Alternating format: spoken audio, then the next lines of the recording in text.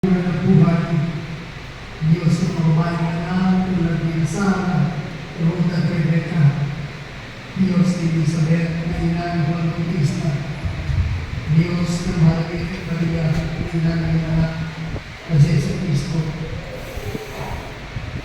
Binigun ninyo ang aming panalangin at pagkalooban ng kapaspas sa lahat ng mga inay sa lugar nito.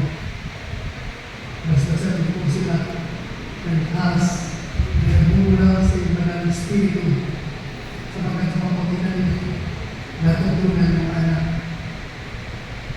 kung paano tumayo lumaki, kung paano magsalita ang ugat, at kung paano makalapit sa mga banal na harapan sa pamamagitan ng pagmamagitan.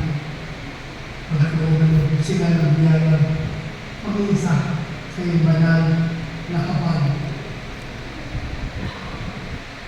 at matanggap ang pagkaibigay buhay sapagkat sila ang nagkakalunod at nagpapakain sa amin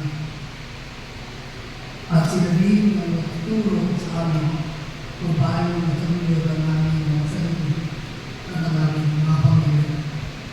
Magkalooban ko sila ng kanusugan at kabayatan, nakalaman at ideyahan at ang pagkakataon kami ang dami pang malaking ginawa.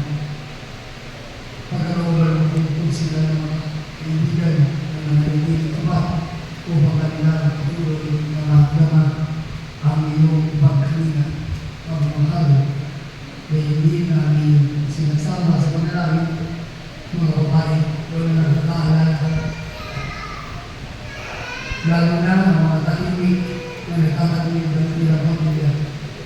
Nagliliyon ng may kawawa, nagtitiis ng hirap, sukay at sa kakaibahan na kanilang asawa kumahan. Kaya naman, ang nililig o Diyos, ang kadabisaya na ikaw ay ganahan sa aming lahat nilahil ito. Inikinan ito sa pangalan ni Kristo, aming Panginoon. No. Muli, Happy Mother's Day sa inyo lahat. Napakabala.